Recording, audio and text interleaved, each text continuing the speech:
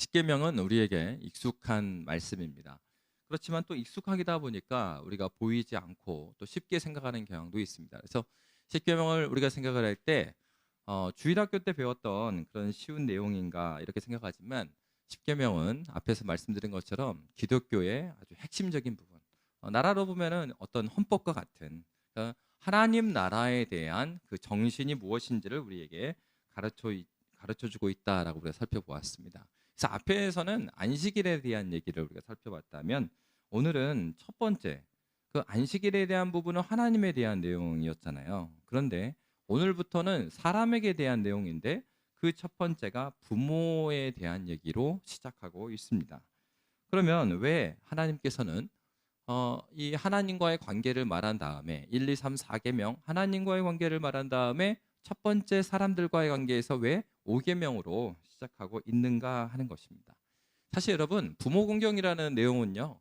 뭐 기독교 아니더라도 그리고 뭐 종교가 아니더라도 우리 도덕책에 다 배웠었잖아요. 이거는 마땅한 것을 우리가 다 생각합니다. 그렇지만 이제 중요한 것은 그러면 일반적인 경우에 부모 공경에 대해서 어떻게 우리가 실용적으로 생각을 하게 되냐면 어렸을 때 아이들이 순종하는 경우는 순종하지 않으면 혼나니까 하는 경우가 많죠. 그리고 이제 애들이 좀 더 자라갑니다. 자라가면서 아이들이 이제 머리가 좀 커진다고 표현하죠. 좀 자랐어요. 그러면은 아이들이 점점 더 부모의 도움이 필요하지 않는 나이가 되죠. 그러면 조금씩 말을 듣지 않기 시작해요. 그리고 나서 이제 대학생이 되고 더 성장해 가면은 부모를 점차 이제 멀리하게 되는 물론 그것이 의도적이든지 그렇지 않든지 간에 그것이 이제 보통의 경우입니다. 이런 경우는 어떻겠습니까? 나에게 필요가 있을 때는 더 부모와 가까이 하지만 그렇지 않을 때는 점점 멀어지는. 사실 이제 이 말씀을 준비하면서 굉장히 양심에 찔렸습니다.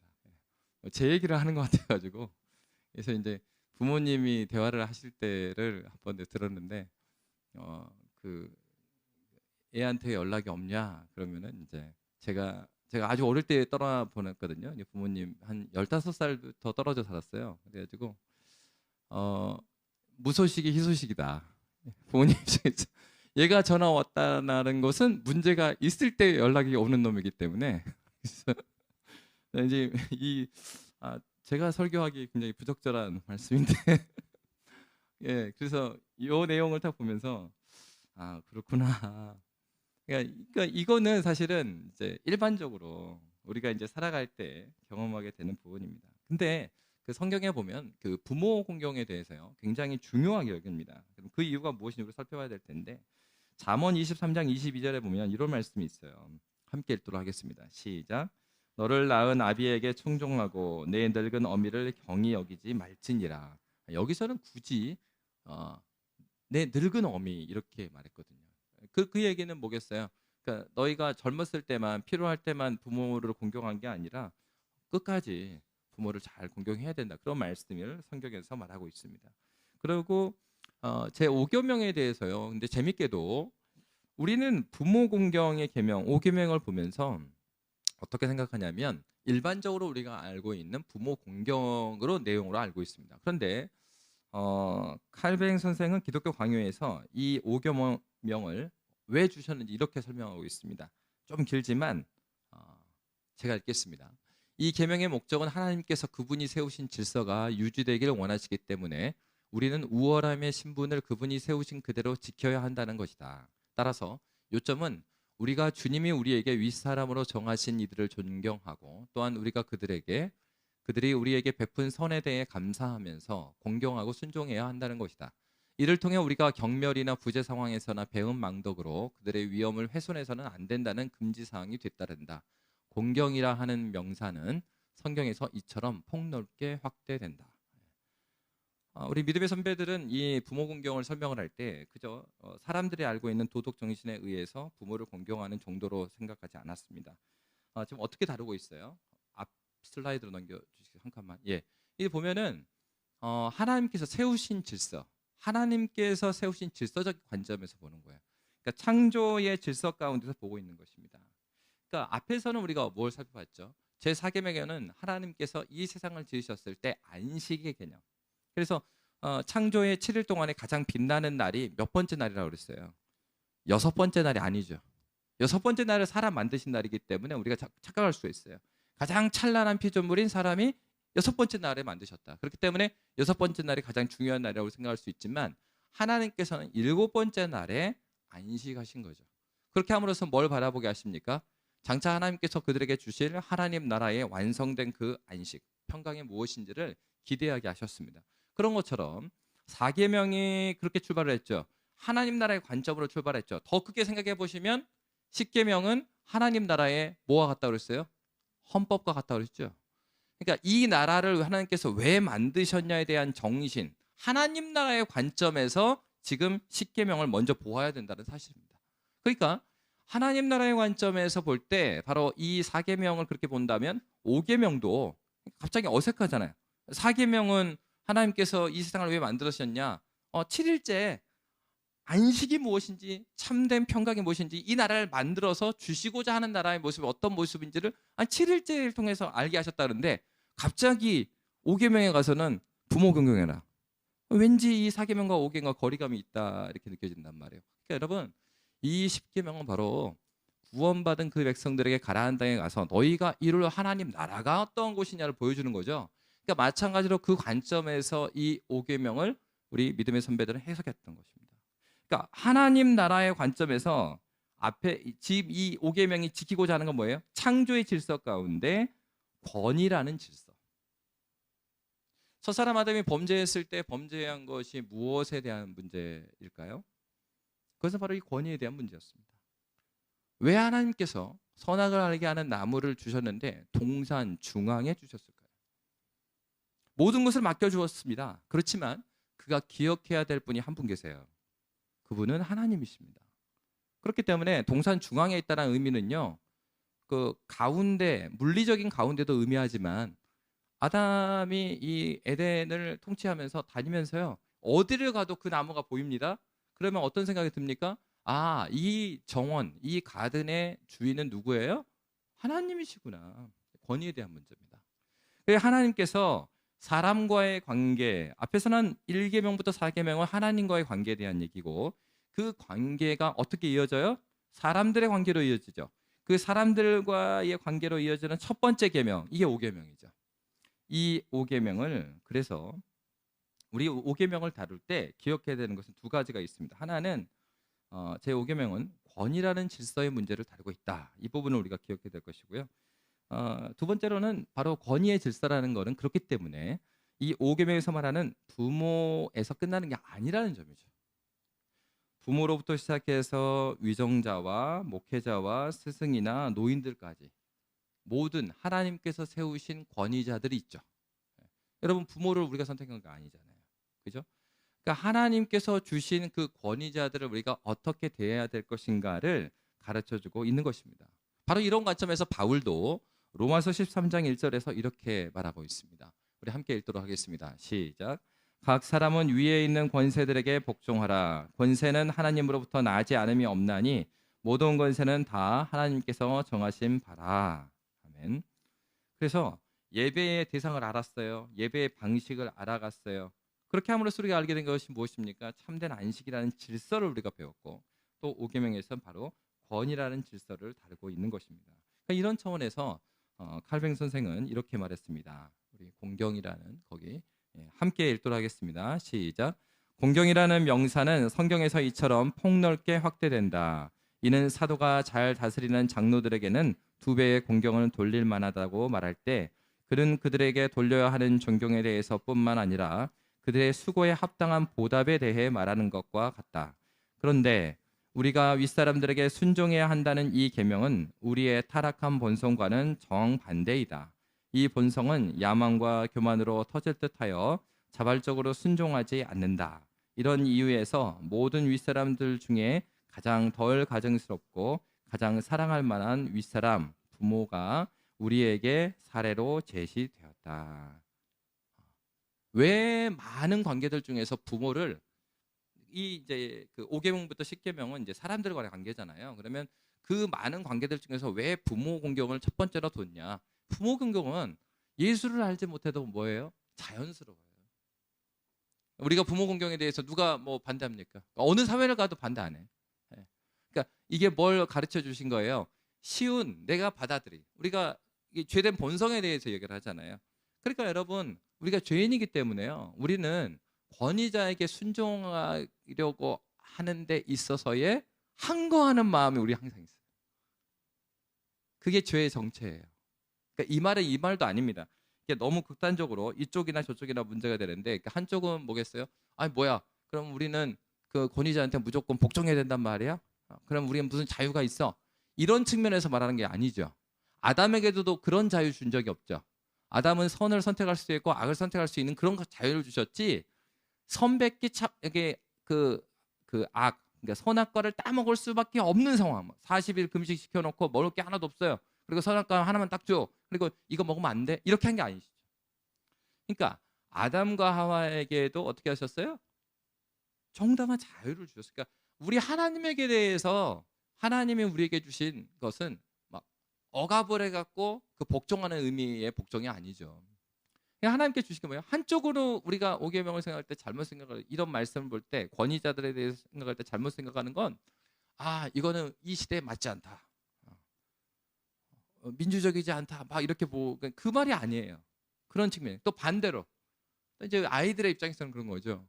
그 어려운 중고등학교 때 친구 중에 참 어려운 가정이 있었어요. 그러니까 이 친구는 그 아버지가 너무 그 알코올 중독이 있으셔갖고 계속 이제 집안에 구타가 있는 거예요.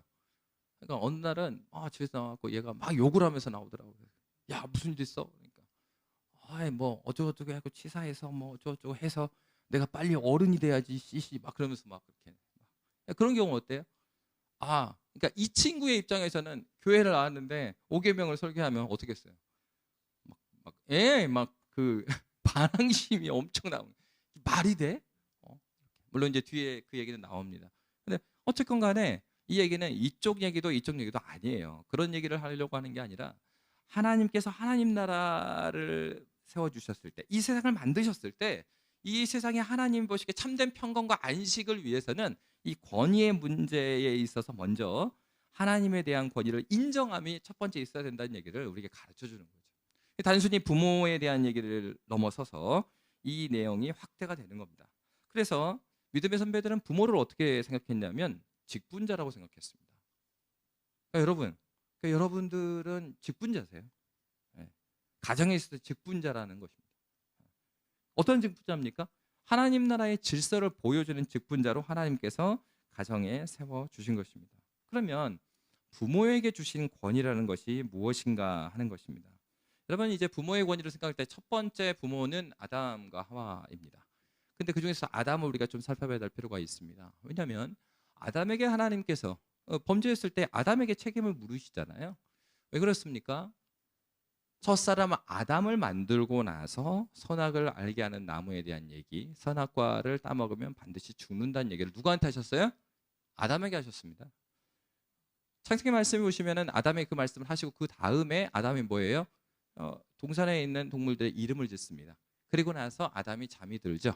그러고 나서 하나님께서 갈비뼈를 빼서 하와를 만들어 이렇게 하고 있어요. 그러니까 이 말씀, 하나님께서 주신 말씀을 누구에게 준 겁니까? 아담에게 주었습니다. 근데 중요한 건 그 아담을 지었을 때 아담에게 아담 재산 증명서 안 떼봤단 말이에요. 그죠? 그리고 아담이 그 아내에게 있어서 남편으로 자격이 있는지 또 애들에게 자격이 있는지 그거 따지지 않으셨어요? 재산이나 사회적 지위나 무엇을 보고 아담한테 맡긴 게 아니고요. 아담을 먼저 만드시고요. 아담에게 말씀을 해주셨어요. 그러니까 유일하게 아담에게 있었던 사명은 뭐겠어요? 물론 그 앞에 어떤 말씀이 있냐면 다스리고 정복하라. 생육하고 번성하여 다스리고 정복하라는 말씀이 있는데 그 말씀과 함께 아담에게 주어진 말씀은 선악을 알게 하는 나무 그 열매를 따먹으면 반드시 죽는다는 말씀이었어요. 그러면 그 다음에 하나님께서 만드신 아내 하와 그리고 그 다음에 자녀들이 나면 아담에게는 어떤 의무가 있는 것입니까? 그 말씀을 가르쳐야 되는 의무가 있습니다. 그렇기 때문에 아담에게는요 권위와 의무가 권리와 의무가 있었어요. 권리는 무엇일까요? 그가 하나님의 말씀을 그러니까 이런 권위를 주게 된 유일한 배경은 딴 게 아니에요. 그의 경제적 능력, 사회적 지위 그게 아니고요. 그가 먼저 하나님 말씀을 받았다는 것 딱 하나 있는 거예요. 바로 하나님께서 먼저 아담을 만드시고 그로 하여금 아내와 또 자녀들에게 하나님의 말씀이 무엇인지를 명확히 가르쳤어야 됩니다. 여러분 창세기 3장에 보면은 범죄한 이후로 하나님께서 이들을 이제 그 뱀도 그리고 하와도 아담도 다 이제 벌을 내리셔요. 그러니까 아담에게 있어서 잘못은 무엇입니까? 그는 아내에게 정확히 가르쳤어야 돼요. 근데 3장에 보면은 아내가 먼저 죄를 범하지만 그가 하나님의 말씀을 그런가 저런가 이렇게 기억하고 있는 거예요. 그러니까 뱀이 유혹할 때 세 가지 잘못을 하고 있잖아요. 먹지도 만지지도 말라 그랬다. 만지지 말라는 말을 안 하셨어요. 근데 이거 추가해갖고 들어간 거죠. 그리고 따먹으면 죽을지 안 죽을지 죽을지도 모른다고 그러신 것 같은데 그러니까 물론 앞에서 사탄이 유혹을 해요. 근데 하나님 말씀이 명확히 가지고 있었다면 그는 넘어지지 않았을 것입니다. 이걸 어디서 보여줘요? 마태복음 4장에서 보여주죠. 예수님께서는 똑같이 시험에 들어왔습니다. 사탄이 광야에서 성령에 이끌려서 사탄이 예수님을 시험합니다. 그때 사탄도요 다른 걸로 시험 안 합니다. 창세기에 나왔던 것처럼요 하나님 말씀 가지고 시험했어요. 신명기 말씀 가지고 시험했단 말이에요. 그러니까 예수님께서는 다 어떻게 몰아치셔요? 하나님 말씀을 그대로 말씀하셔서 사탄을 이기십니다. 첫사람 아담은 어땠어요? 하나님 말씀을 명확히 기억지 않음으로 넘어졌고 두 번째 아담으로 오신 예수님은 사탄이 동일하게 시험했을 때 말씀으로 승리하셨습니다. 무엇을 보여주고 계십니까? 하나님 나라라는 것은요 무엇으로 세워진다는 거예요? 하나님께 주신 이 말씀이 중심이 안 되면 무너진다는 얘기를 보여주고 있는 것입니다. 그러면 사람과의 첫 번째 관계, 부모와의 자식과의 관계 확장돼서 권위자들과의 문제의 중심에는 무엇이 받쳐줘야지 이게 유지가 되는 거예요?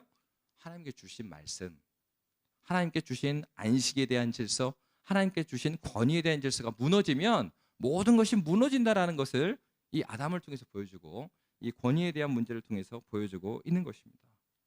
결국은 이 권위라는 것은 중요한 기준이 뭐였습니까? 먼저 아담에게 하나님의 말씀을 주셨다는 데 있었습니다. 그러니까 여러분 다른 데 권위가 있는 것이 아니에요. 그래서 가정 예배를 이야기하는 이유는 바로 이것 때문에 그렇습니다. 물론 가정 예배를 들음으로써 나타나는 파생되는 유익도 있어요. 애들 대화하게 되고 뭐 그 시간을 만들게. 근데 중요한 건 뭐냐면 말씀이 뼈대를 내리면 아이들이 이렇게 저렇게 좌충우돌을 하는 것 같지만 말씀이 그를 잡아줘요. 내가 얘를 못 잡아줄 때도 말씀은 남아있거든요. 그래서 저는 주일학교에서 우리 유아유치부와 유치원부 계속해서 암송해갖고 올리잖아요. 너무 잘하고 있다고 생각합니다. 오늘 우리 새가족 공부했는데 이번 주 숙제가 말씀 암송입니다. 흉내를 내봤어요. 그래서 어른이니까 영상 말고 음성으로 외워서 올리십시오. 여러분 나이 많아서 못 외우는 게 아니랍니다. 뇌는 안 늙는데요. 계속 쓰면 된답니다.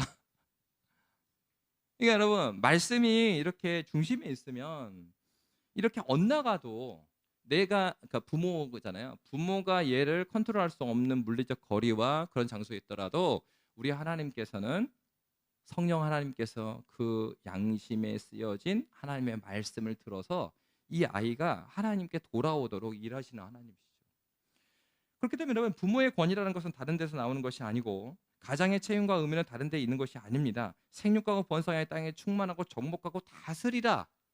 그리고 우리의 중심은 바로 하나님이시라는 사실을 아이들한테 아내에게 가르쳐야 될 책임과 의무가 이 가장에게 있는 것을 오늘 본문은 가르쳐주고 있습니다.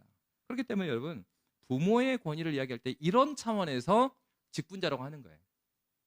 말씀을 먼저 받은 자라는 직분자인 거죠. 그래서요 이제 교회에서는 직분자 뭐 목사 장로 권사님 막 있지만은 아니 교회 가정에서는요 아빠 엄마가 그 직분자인 거예요. 그래서 아빠 우리 집은요 그 말씀을 먼저 받았다는 남편이 없어요. 항상 출장 가갖고 없어요. 그러면 없으면 어떻게 해요? 자기가 있죠. 자기가 아내가 그럼 직분자인 거예요. 남편이 없을 때는 아내가 예배 드리는 거죠.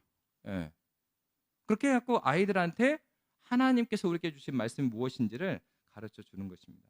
그래서 여러분, 구약 성경 보다 보면은 잠언에서요 자꾸 뭐라 그러냐면 내 아들아, 내 아들아 그래요. 그래서 우리 이제 한번 그 예전에 지체들과 함께 성경 읽기를 하는 거예요. 구약 성경 같이 이제 모여갖고 막 읽습니다. 막 읽는데 요번을 읽는데 딱 자매 하나가, 아니 목사님 왜 아들아 아들아만 그러냐, 기분 나쁘다. 왜 딸은 안 부르냐. 여러분, 여기에서 내 아들아라는 거는 그런 의미로서는 아니죠. 이 아들아는요, 권위자가 모든 권위 아래에 있는 사람들을 부르는 호칭으로서 말하는 것입니다. 그러니까 모든 자들에게 말하고 있는 거예요. 하나님의 부모 자식을 주신 목적은 이러한 신앙의 계승에 있다라는 것을 가르쳐 주는 거죠. 그러니까 잠언의 지혜자가 계속해서 뭘 말하는 것입니까?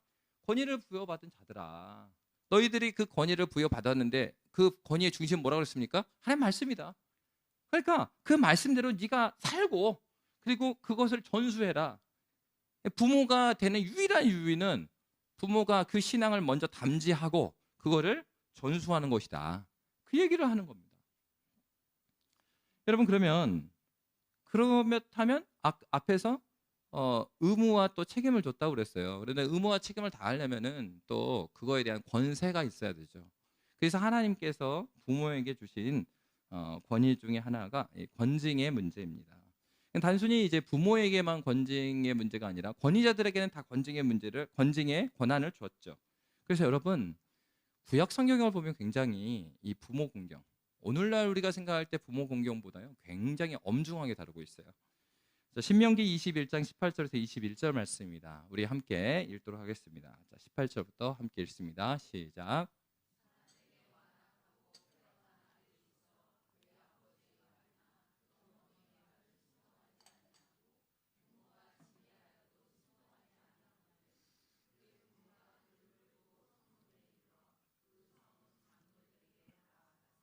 그 성읍 장로들에게 말하기를, 우리의 이 자식은 완악하고 패역하여 우리 말을 듣지 아니하고 방탕하며 술에 잠긴 자라 하면 그 성읍의 모든 사람들이 그를 돌로 쳐 죽일지니 이같이 네가 너희 중에서 악을 제하라. 그리하면 온 이스라엘이 듣고 두려워하리라.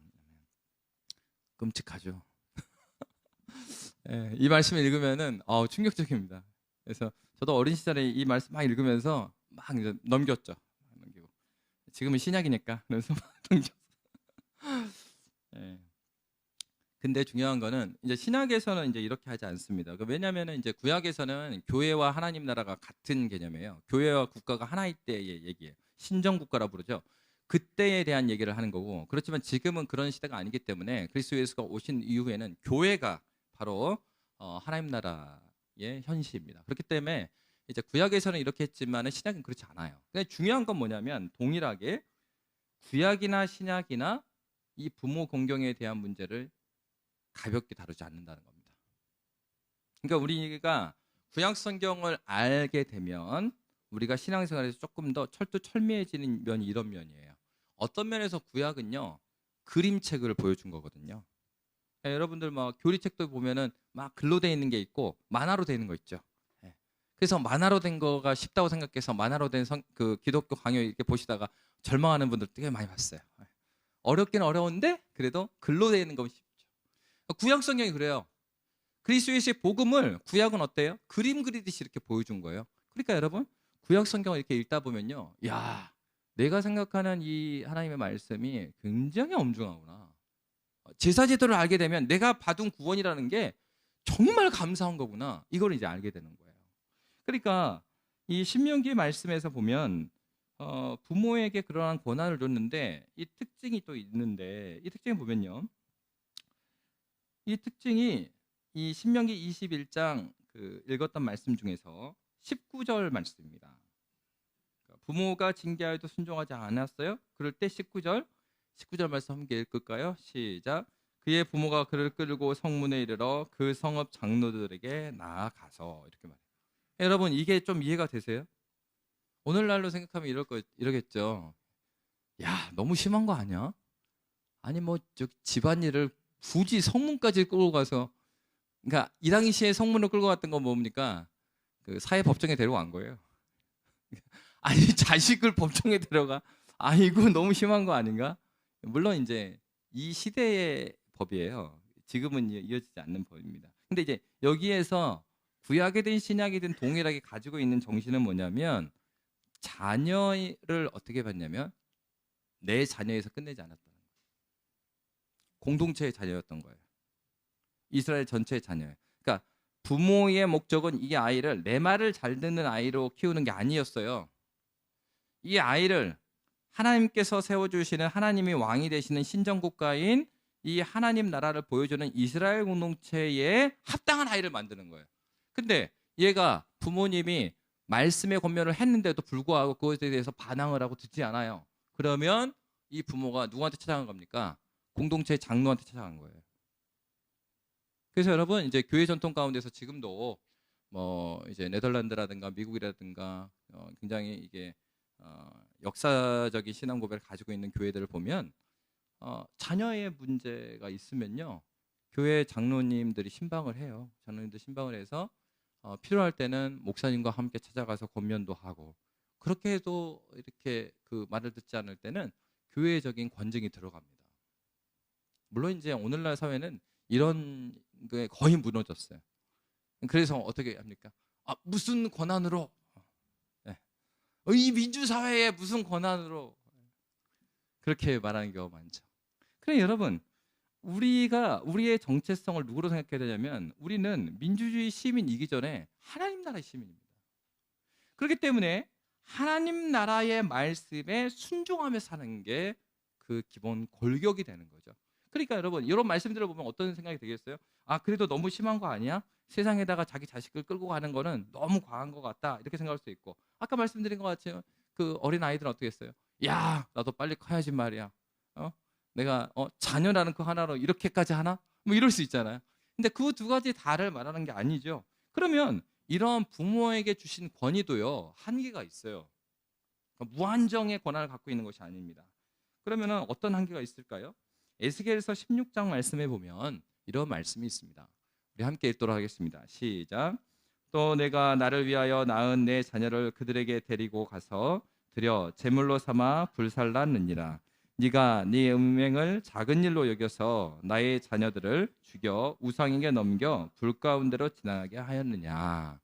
하나님이 우상 숭배할 때요, 이스라엘 백성들이 어떻게 우상 숭배했냐면, 가나안 땅에 많은 족속이 있었죠. 족속들마다 신이 다른 거예요. 그래서 몰렉이라는 이 신이 있는데, 몰렉이라는 신에게는 어떤 제사 방법이냐면 애들을 갖다 태워갖고 드립니다. 그러니까 어때요? 이스라엘 백성이 가나안에 사는데 먹고 사는 문제가 막 심하게 되니까요, 자기들도 먹고 살아야 되겠거든요. 그러니까 어때요? 그 애 갖다가 막 태워갖고 드리는 거예요. 그리고 이게 복을 줄 거라고. 근데 그 당시에도 뭐 했냐면, 그 사람들은 안식일 때 제사 드렸습니다, 하나님께. 그게 무슨 말인겠습니까? 주일에는 하나님께 예배한다고 예배하면서 오늘날로 대입해 보면, 예배하면서요, 그 월요일 날 딱 가서는 뭐 하냐면, 여러분 막 여기 건물 지나가면서 많이 여기 우상 많이 봤잖아요. 월요일 주일날 예배 드리고 월요일 날 사무실에 바로 향 피우는 겁니다. 그래서 하는 여기 방식을 따라가는 거예요. 홍콩이니까 홍콩 방식 따라가야지 복을 받지. 먹고 사는 문제는. 하나님은 저기 랜드와이드 커머셜 빌딩 10층에서 계시니까 거기서는 거기를 따르고, 그리고 회사에서는 이 회사 법이 있고 자본주의고, 이 금융권이니까 금융권 룰을 따라야지. 거기 가서는 그 룰의 신이 돼가고 그걸 섬기는 거예요. 그거를 이스라엘 백성이 한 겁니다. 하나님 뭐라고 그래요? 야, 너희들 먹고 사는 문제를 위해서 네 자녀를 거기다 바친다고? 여기 아까 읽었던 말씀, 에스겔 말씀에서 16장 21절에 보면은 하나님께서 자녀들을 뭐라고 말하고 있어요? 나의 자녀들이라고 그래요. 그러니까 궁극적으로 신앙인들이 가지고 있는 자녀에 대한 정체성은 내 자녀이기 전에 누구 자녀입니까? 하나님 자녀입니다. 이 공동체의 자녀예요. 하나님 나라의 자녀인 거예요. 내가 잠시 위탁받은 겁니다. 이 아이들이 독립하여서 가정을 이룰 때까지 내가 위탁받은 거예요. 그러면 여러분, 위탁받았으면 제대로 훈련시켜야죠.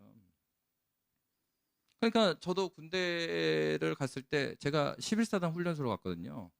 근데 11사 훈련소 엄청 강원도 홍천에 있어요. 너무 춥고 막 훈련받는데 이상하게. 근데 저는 11사로 가진 않았어요. 자재 배치는 그 옆에 있는 기갑부대로 갔습니다.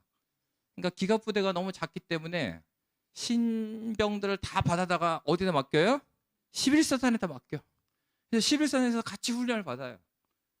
그러면은 11사단은 어떻게 했어요? 이 아이들을 받았으면 이 아이들을 대한민국 육군으로 생각하고 훈련을 시켜야죠. 네. 근데 실제로는 그렇지 않더라고요. 굉장히 미묘하게 어느 지점에서는 그 3기갑이라고 되어 있는 애들은 따로 분류를 시켜서 좀 수월하게 해줘요. 그러니까 자기 부대 애들은 엄청 불리는 거야. 그러니까 이 자기 부대 애들은 앞으로 자기하고 같이 할 사람들이니까 막 하고, 다른 부대 위택 받은 애들은 살짝 우리가 편하게 한 것 같은데 이게 맞나? 이거는 안 된다는 거죠. 하나님께서 우리에게 이 자녀들을 위탁해 주셨어요. 근데 이 위탁했는데 얘네들 누구라고요? 하나님 나라의 하나님의 자녀인 거죠. 이스라엘 백성들은 그 마음이 없었어요. 내 자녀라고 했어요. 내가 낳는데 내가 마음대로 했는데 네가 무슨 상관이야? 이렇게 말하는 겁니다. 하나님께서 그들에게 말씀하셨는데, 그러면 부모에 대한 그 권한은 결국 마찬가지인 겁니다. 그런 권위를 갖는 것도 누구 때문에 있는 거예요? 하나님께서 먼저 세우셨기 때문에 그 권한이 있는 것이고, 그 한계도요, 하나님께 주신 한계 넘어서면 안 되죠. 그래서 바울 선생이 가르칠 때 에베소 말씀이나 골로새 말씀이나 부모 자녀에 대한 윤리를 말할 때 부모에게 복종하는데 어떻게 복종하래요? 주 안에서 복종하라. 부모가 예수 못 믿게 해요. 여러분, 그건 복종할 이유가 없습니다. 그렇다고 해서 관계를 다 망치라는 얘기는 아니에요. 주 안에서. 왜? 우리 부모님이 예수를 믿지 않아도 부모님도 하나님 나라 안에서 부모님을 하나님 만드셨어요. 아버지 어머니가 모르시기 때문이지만 하나님께서 여러분 만드셨습니다. 저도 만들었고요. 그 대표적인 얘기가 사도행전에 나옵니다. 그러면은 그 미묘한 관점에서 그러면 신자는 어떻게 해야 되느냐? 그러니까 막 때려요, 못 나가게. 뭐 처음에 강화도에 이 감리교가 들어갔던 얘기를 들어보니까 처음에 교회를 몇 개 세우신 여자 성도님이 계시는데, 와, 정말 처절하더라고요. 한 심리, 그러니까 한 4km를요 시아버지가 교회 못 나게 하려고 예배 중에 쫓아와서 이 며느리를요 머리카락을 끌고 4km를 끌고 집까지 갔어요. 지금도 강화도에 가면은 그 첫 번째 여자 성도님이 세운 교회들이 있습니다. 지금은 이제, 옛날에는 배 타고 들어갔는데 지금 도로가 다 연결돼 있어요. 그러니까 바로 그러한 얘기가 우리의 그 한국의 그 초창기 기독교만 있었던 게 아니고 초대교회 가운데도 있었죠. 사도행전 5장 28절 29절에 그런 말씀이 나와요. 그러니까 그러면은 그렇게 막 하면 어떻게 되냐? 그럼 막 싸워야 되는가? 그렇지 않다라는 거 보여줘요. 자, 사도행전 5장 28, 29절 말씀 우리 함께 읽도록 하겠습니다. 시작. 이르되 우리가 이 이름으로 사람을 가르치지 말라고 엄금하였을 때 너희가 너희 가르침을 예루살렘에 가득하게 하니 이 사람의 피를 우리에게로 돌리고자 함이로다. 베드로와 사도들이 대답하여 이르되 사람보다 하나님께 순종하는 것이 마땅하니라. 아멘. 베드로와 사도들을 공회에서 끌어다가 야, 너희들 복음 전하지 마, 이렇게 한 거예요. 근데 베드로하고 사도들이 그 말을 들었어요? 안 들었어요. 여전히 복음 전했습니다. 근데 여러분, 사도행전 말씀에 보면은 베드로와 사도들이 그렇게 복음 전하고 나서 나중에 어떤 일을 당해요? 채찍에 맞고 감옥에 잠기고 막 그러잖아요. 그러니까 복음을 전하지 말라는 것은 순종하지 않았어요. 그런데 권위자들이 채찍질하는 거는 그대로 맞았습니다. 예수님도 마찬가지죠. 그러니까 이 사도와 베드로가요, 그 당시에 권위자를 무시한 게 아니었어요. 심지어는 아까 읽었던 로마서 13장 1절의 말씀은 위정자들을 위해서 기도하라잖아요. 그 시대는 어떤 시대입니까? 오늘날과 같은 민주주의 시대가 아니에요. 황제가 야, 저 지역 묻어버려. 그럼 다 그런 시대예요. 근데 뭐라 그래요? 위로부터, 모든 권세는 위로부터 왔으니까 너희가 권세자들한테 순종해라 그래요. 그러면서 사도가 그렇게 말했을 뿐만 아니라 자신도 거기에 순종한 거예요. 다만 그 순종하는 내용 중에서 하나님 나라의 법에 어긋나는 것에 대해서는 그는 순종하지 않았습니다. 굉장히 생각할 부분이 여기에 되게 많은 거예요. 그러니까 우리의 삶 가운데서도 정말 그렇다면 우리가 순종하지 않아야 될 그런 내용들이 무엇인가를 알려면 복음을 명확히 알아야 되겠죠. 하나님께서 분명히 명하여서 하지 말라고 하고 하라고 한 것은 무엇인가. 그러니까 이거는 반드시 해야 될 거겠죠. 근데 그 외의 것들에 대해서는 우리가 권위자를 존중할 필요가 있다는 거죠. 여러분, 바로 성경에서 가르치고 있는 것은 제5계명을 통해서 알려준 건 하나님 나라가 무엇인가를 보여주고 있는 것입니다. 하나님을 섬기지 못하게 하는가의 여부, 여기에가 중심의 기준이 있었죠. 부모의 권위는 하나님께서 주신 것이에요. 그 권위를 가지고 오히려 권위의 근거에 하나님을 섬기지 못하게 하면 거기에 대해서는 불순종할 수 있죠. 성경은 명확하게 우리에게 말씀해 주고 있습니다. 우리 다시 처음으로 생각해서 사람들과의 관계의 출발을 왜 5계명으로 시작했겠습니까? 하나님께서 우리를 너무 잘 아셨기 때문에요. 칼빈 선생이 말한 것처럼 우리의 본성은 악하기 때문에 권위에 대해서 거부하는 마음들이 있어요. 여러분, 권위주의는 없어져야 합니다. 근데 권위는 지켜져야 합니다. 이거 혼동하면 안 돼요.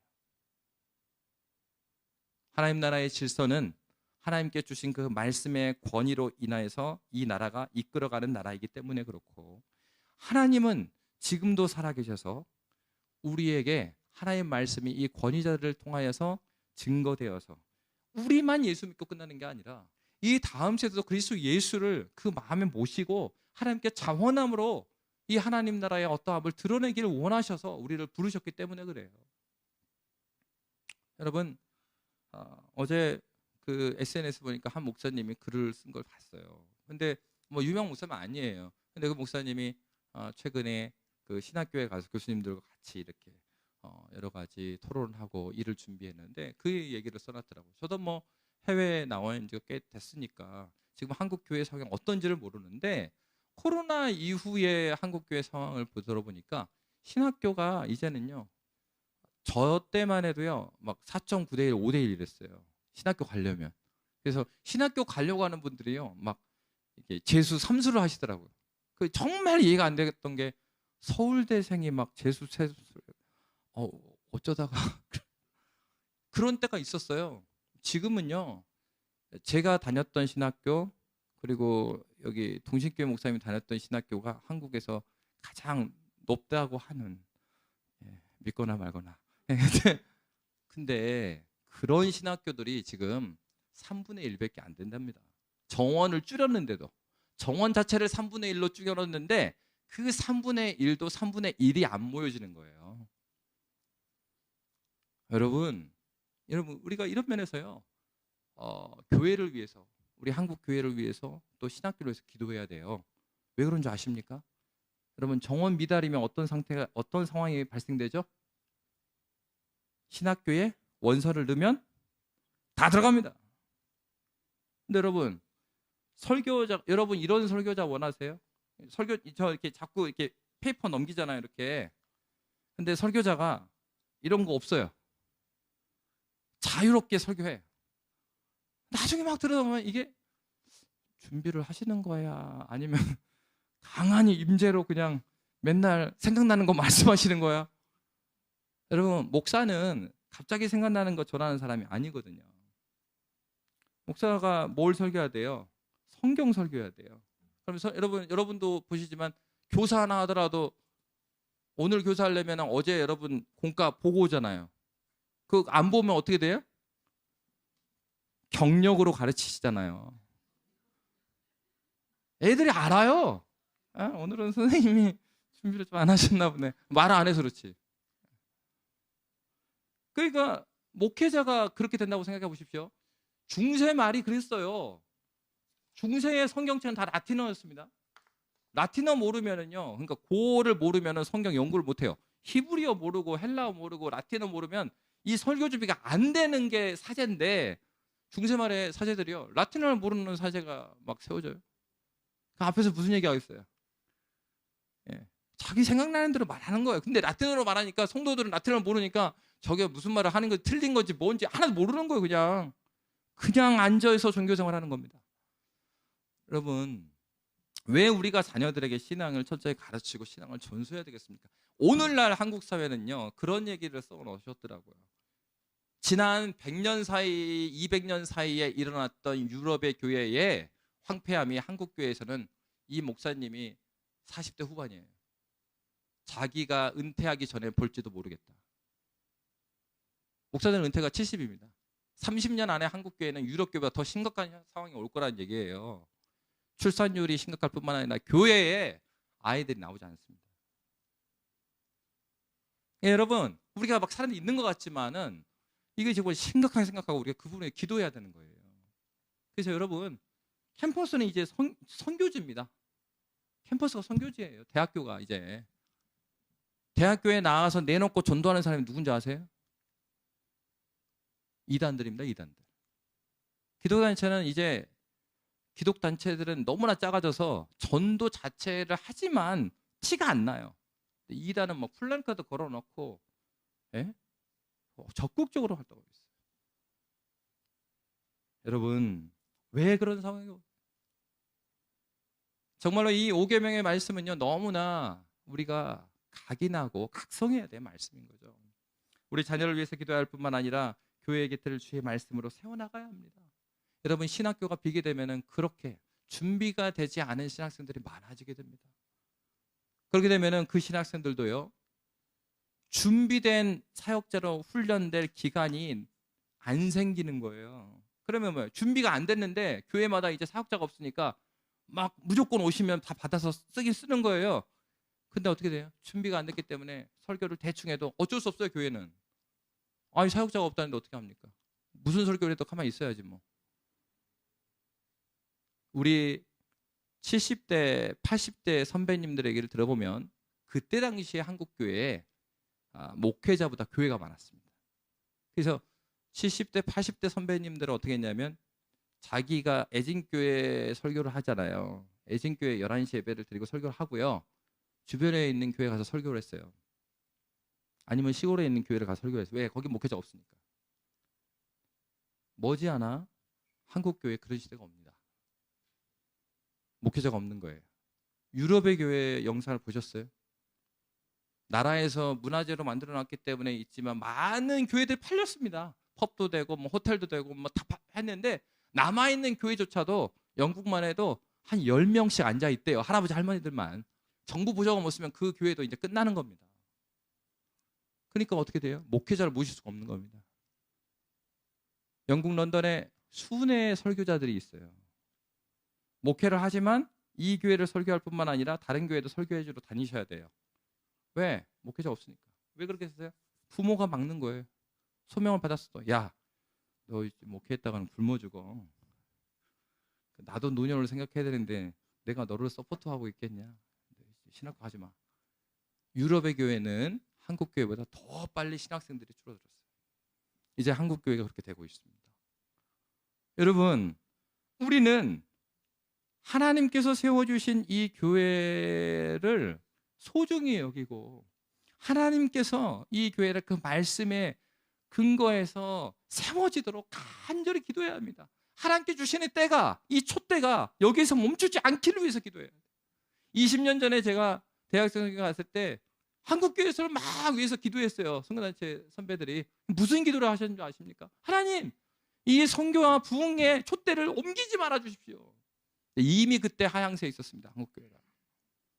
여러분, 지금은 아주 심각한 상황이에요. 대안은 무엇일까요? 우리가 깨어 있는 거예요. 대안은 무엇입니까? 내가 하나님 말씀을 사모하고 하나님 말씀을 가까이 하는 것입니다. 대안이 무엇이에요? 예수가 대안이에요.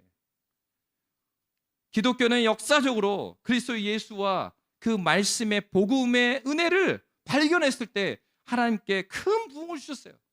회복됐어요. 살았어요. 더욱더 우리는 그리스도 예수의 복음을 사랑하고 그 말씀을 사랑하고 하나님께서 주시는 은혜가 무엇인지 그 은혜 가운데 깊이 담길 때 하나님께서는 우리를 살리시고 우리의 삶 가운데 우리를 이 홍콩 땅에 보내신 이유대로 우리의 삶의 영역에서 그리스도인이 누구인지 또 요셉에게 보여준 것처럼 우리를 통해 하나님이 누구이신지를 보여주십니다. 주님은 지금도 그렇게 일하고 계십니다. 주님은 지금도 여러분을 그렇게 부르셨습니다. 아무 목적 없이 여러분이 이곳에 부르시지 않았습니다. 저야 여러분이 하나님께서 부르신 이 사명 가운데 말씀을 붙들고 말씀을 권위에 세워가는 저와 여러분이 되시기를 주의 이름으로 빕니다. 이 시간에 함께 기도하도록 하겠습니다. 우리 들으신 말씀을 기억하면서 기도했으면 좋겠습니다. 제5교